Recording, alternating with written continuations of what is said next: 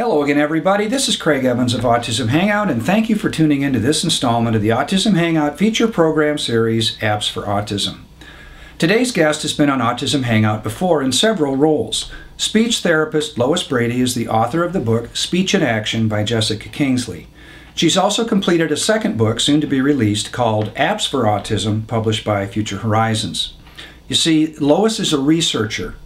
She's using the iPad routinely in what she has termed iTherapy with her patients.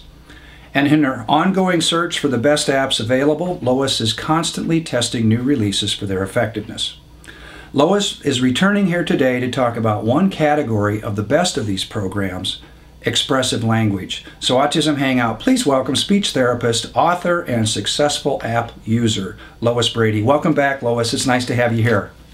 Thank you, Craig. It's good to be back. Well, Very good to see you again. You are on the front line of all this stuff. You buy new iPads, you get your hands on all these new apps, you go and you try them out. I know that we have an audience of people at Autism Hangout that are very interested in listening to some of your findings. So today we jump into expressive language. Let's just take a scenario. I come in with my child. My child has trouble communicating. Where do you start? Okay, first of all, I take a real good look at your student. I see, does your child already have any usable language, or is your child essentially nonverbal? And then I look, is he looking at me? Does he have intent? Is your child able to reach out and tap something? Does your child have motor coordination enough to be able to hit keys on a keyboard? Mm-hmm. Is your child deaf? Can your child hear? Does he respond to his name? And most of all, does he respond to me and electronics? Mm-hmm. And if he is techie, and 99% of the students I see are techie, mm-hmm. he'll come right over to me and start playing with the machine. If he's not, I may not even try an iPad with him. I may go for some of the more traditional devices or some picture exchange. Mm-hmm. So I'm going to look for things in your child where he or she is right at this moment. Mm-hmm. Okay, let's actually walk through a couple of apps, and then as we're walking through the apps, you tell us, who this particular app might be best for. Great. One of the first and most powerful is the Proloquo to Go. So I'll pull that one up. Okay. For a teacher or an educator who has more than one student, I've taken and modified my home screen to include my students. Let's take a look at Arlene, and we'll see the kinds of things. These are the kinds of things Arlene is going to come and ask me for. She's going to ask me for her backpack. And then if she touches the top row, she can just say it. Mm-hmm. When Arlene's done, I can just touch the bottom button, which is the home button, go back home, and say, now it's Joey's turn. Joey can come up, touch his name, and then these are his particular choices. Mm-hmm. As they grow and learn more, these are really easy to add more, or to add an I want icon. Proloquo has got 7,000 icons and is very robust. It's a really good program. It even has a text-to-speech. And let's insert the word so Joey could actually... Hello, my name is Joey. I like to do my work on the computer. And that's really nice too. So you have both options there with your Proloquo to Go. It's very, very robust. I'm going to take you to another one that's called the My Choice Board. Okay. This one is very, very nice. It has some features that Proloquo does not include. These are my choices. And then at the bottom, I can have Joey's particular things. He loves computers and he loves to go for a walk. I want to work on the computer. If I wanted to add an image, I would add like an apple. This is the really cool thing that this board offers that not many do. You can go to the Google search and you can type in the word apple and you can search it.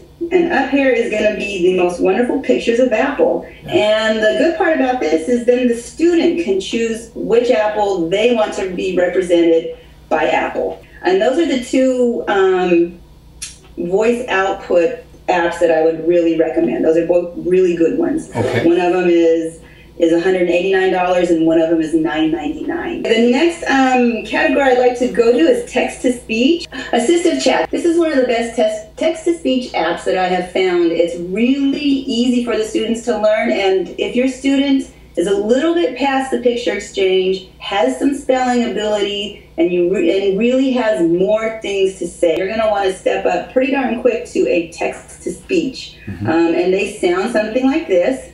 Hello, welcome to Autism Hangout. Yeah. And they're very easy to use, and you notice that the row gives you word prediction.